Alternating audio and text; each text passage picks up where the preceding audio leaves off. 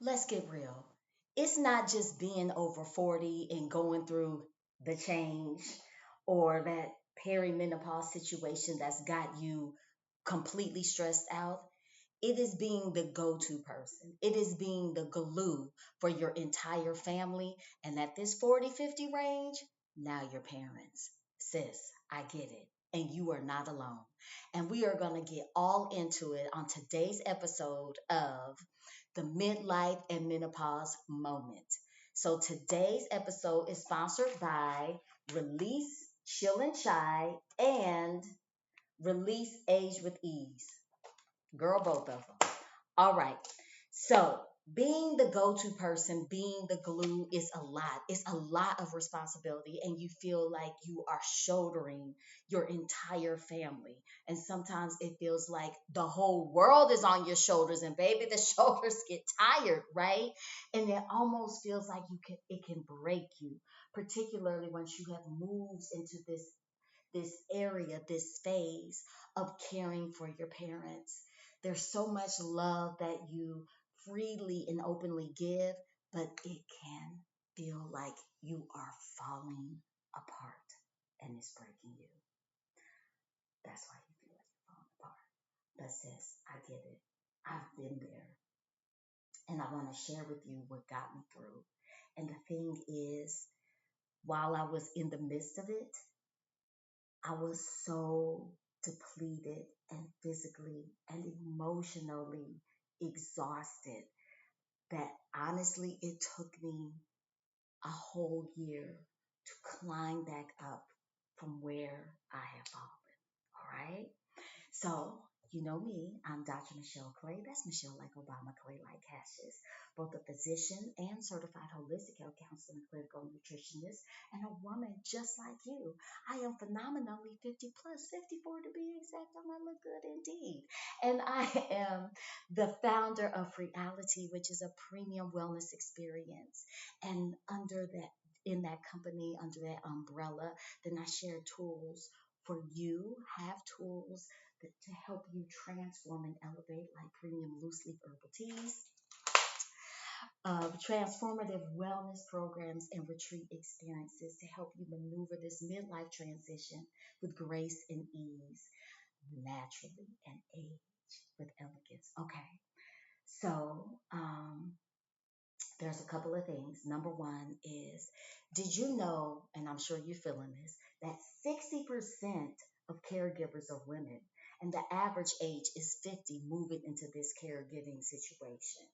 And um, the studies are showing that they're often met with exhaustion, stress, anxiety, mood swings, trouble with their sleep, um, decreased immunity, as far as their immune system response isn't as strong because of the overwhelming stress, because of the lack of sleep, um, less sleep, and disturbances with your sleep. All right.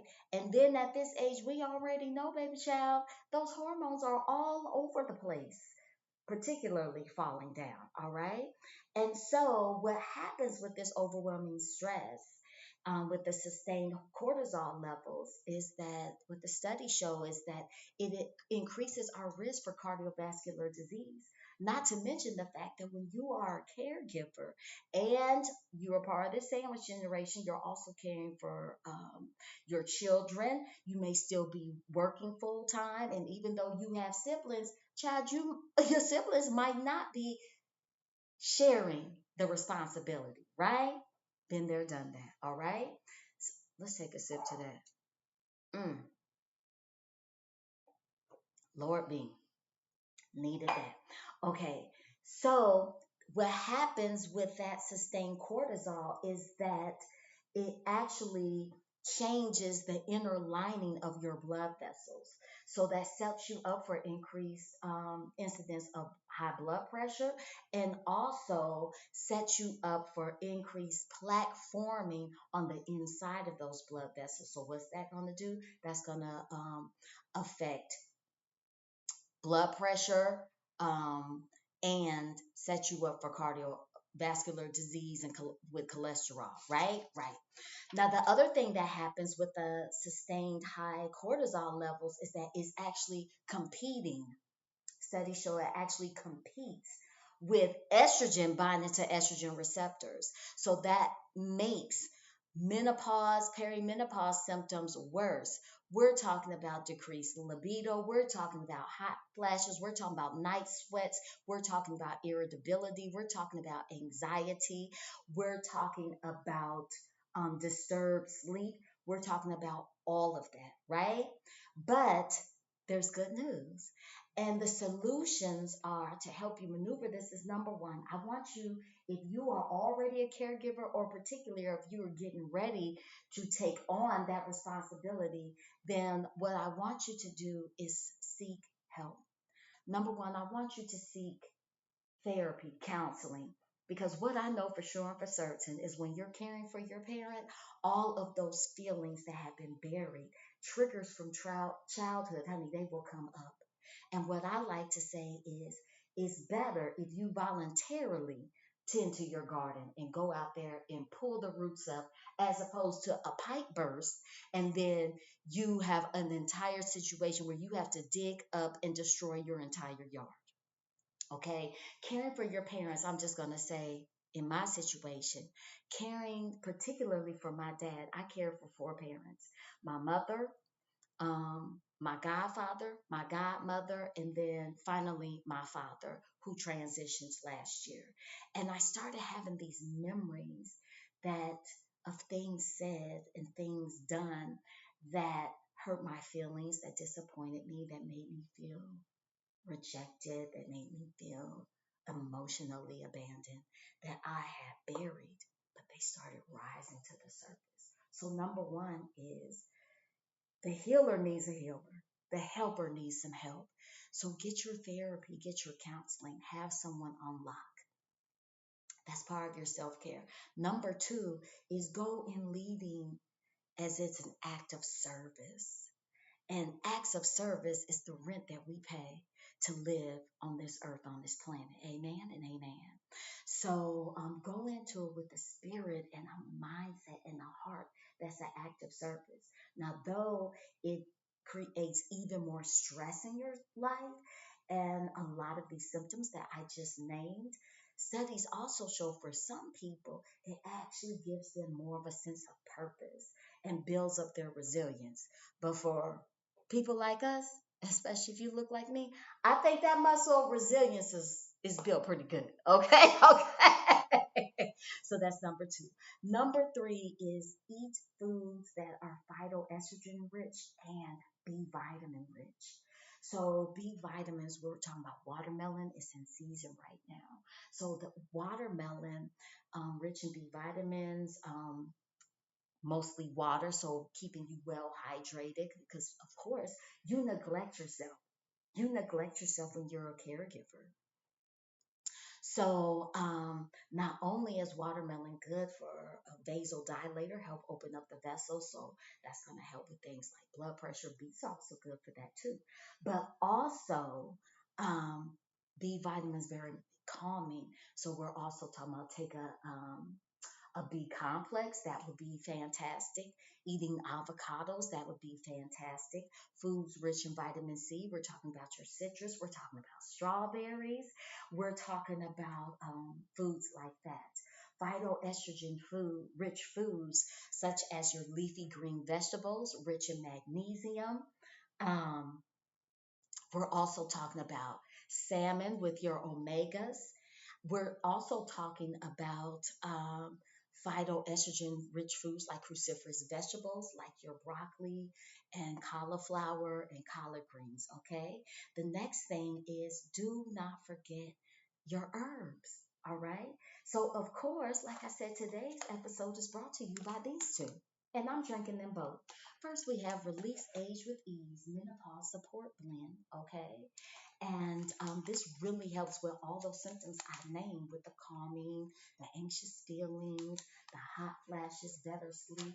And Release Chillin' Chai has maca root in it. So maca root helps with the energy, helps with focus, it helps mitigate stress, helps with libido, amen.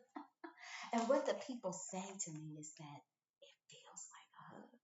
And when you're caregiving full time, sometimes you feel so alone and you just need a hug. And if there's no one there to hold you and hug you and make you feel held up, take a moment, hug yourself. And sometimes maybe you can find it in a cup of reality, particularly. Can't speak about the other herbal plants. And don't forget about your mindfulness based strategies. We're talking about meditation, we're talking about journaling. I just came off of a fantastic rest and restoration trip, and I'm going to share more about that with you later. But one thing that I did that I haven't done in a long time is I journaled every day. And I'm not suggesting, I don't want you to feel like you have even more on your plate, but just writing out my feelings and my thoughts. And even if it is just a little piece of paper like this, sit down, get it out of your mind and your heart so you won't keep ruminating. Helps keep your thoughts focused. It helps you process your emotions, okay?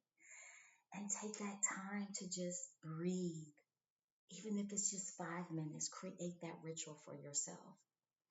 And number five, use that four-letter word help. Whether it's help from friends, other family members, you don't have to wear the cape all the time, all right?